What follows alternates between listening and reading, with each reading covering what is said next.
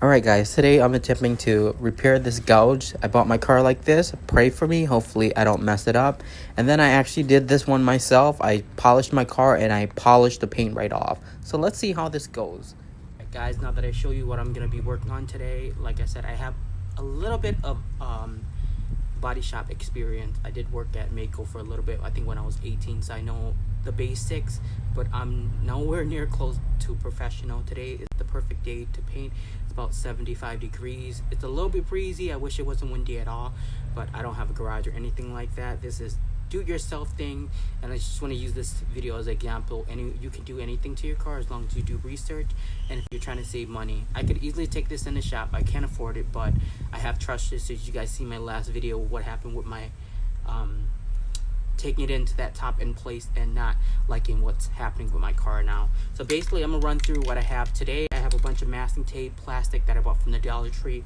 This is Spray Max. This is their 1K. What this is this helps melt in your existing clear coat. So this helps melt in your existing clear coat. So say for instance you're just doing damage here and you just need to clear this spot, but you want everything else to blend. You would hit exactly where you end your work, and this apparently melts in the clear coat. I don't understand why people love to rev their engine while I'm filming. Like, they weren't revving before. Kind of annoying. But this helps blend in old clear coat to new coat. So this is the first time trying this. Wish me luck. And then I also got their 2K clear coat. I've tried this before on my spoiler and it looks just like you got it out the professional body shop. So as long as you wet sand and buff this after it cures, you'll be good. I love this stuff to death. So that's all I'm using today. I'm gonna start prepping and I'm gonna film and do a voiceover. I'm not sure if I'm gonna make this a how-to video or just watch me do it, but I'm first starting off by using this sander that I bought from Harbor Freight.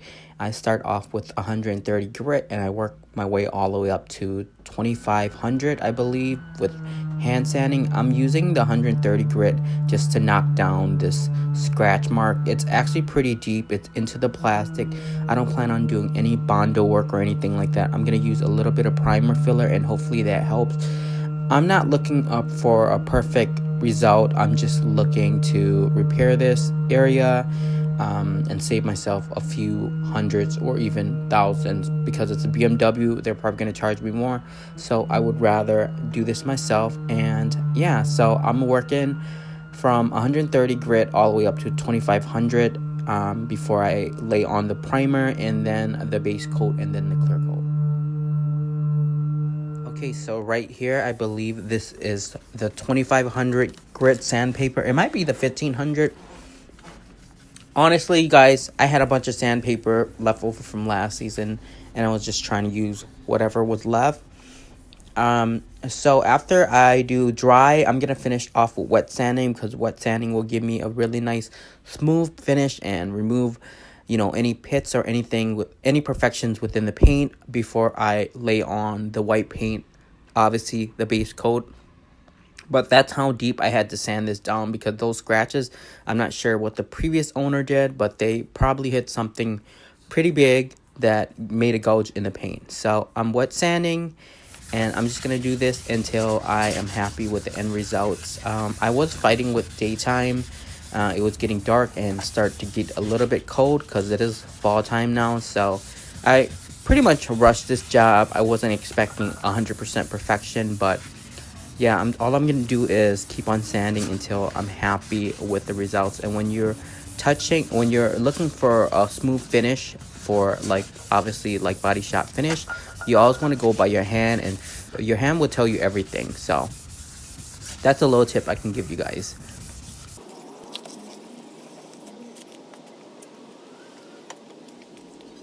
Okay guys, now I'm onto the primer. This is the first time using this primer. It is pretty thick and it actually takes a long time to dry, so make sure you do this on a humid day and you have more time to paint, because this is literal. I'm starting at 4 o'clock, you guys. I should have started in the morning, but it is what it is. Learning experience. And make sure you mask out your tape even prior to priming, because that overspray was hitting like it was windy, so I found overspray on my windows everywhere. And make sure you mask off the complete entire car, because afterwards I seen so much overspray on my windshield and everything. It's not that I don't know how to take them off, it's just that I could have easily avoided all this hassle by masking off everything. So don't go by me with the masking instruction. Make sure you mask off everything, especially if it's windy.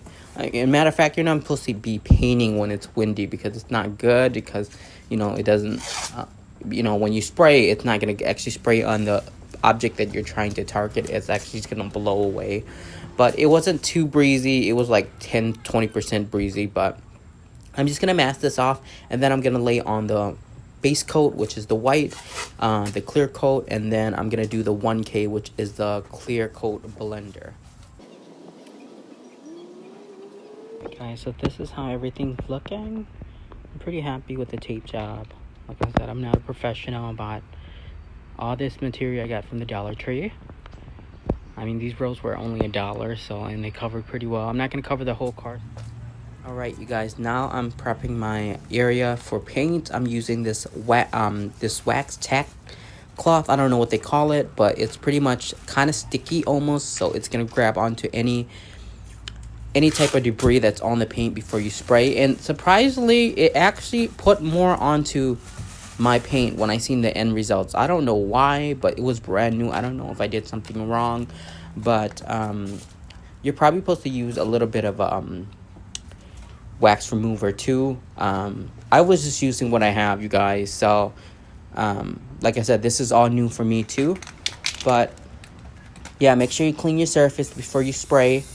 And this paint from I'll leave it in the description below where I got it from. It did not match as well as I wanted to, and the nozzle was not good, you guys. I'm not sure if I didn't shake it long enough, but I followed instructions. I shook it for like 5 minutes. It required like 1 minute. It asked for 1 minute on the instruction, but I shook it for 5 minutes, and it was not spraying off consistent. It was shooting all these chunks out, which I was not really happy about. So it really did mess up like the texture of the paint as well. So I had to really lay on the clear to create another barrier so I can actually knock down the clear and make it look smooth. But yeah, so that's what I'm gonna do right now. I'm spraying on the base coat, and you can see the difference on color shades on the bottom where I'm spraying. On the top, the paint almost seemed more creamier than the OEM paint. But I have this idea that this car was painted prior to me owning it. Just by looking at the imperfections on the factory bumper, I think someone painted this. So that's why it's probably not a perfect match. So now that I have the base coat on, I allow this to dry, and I'm going to put on the clear, the 2K, and then I put the 1K right where I stopped clearing to blend the existing clear into my new clear. It was really hard for me because this is the first time doing it. I don't really like how the hood turned out, so that's going into the body shop. But the rest is okay. This is the end results for the back. If you look up close, you can see actually the difference in color. I think their color that they mixed up was a lot creamier than my existing color, but I think this is not OEM. I think the dealership painted this rear bumper as well. But I think I did a pretty good job for someone that doesn't do body work, blending it out. So after I wet sand and buff this, I think it'll look a lot better. But I do regret doing the hood, but I actually wanted to do it because I wanted to learn. But definitely wouldn't recommend doing that. Do something small like this. It's going to be easier to blend. That has a hard corner versus that hood.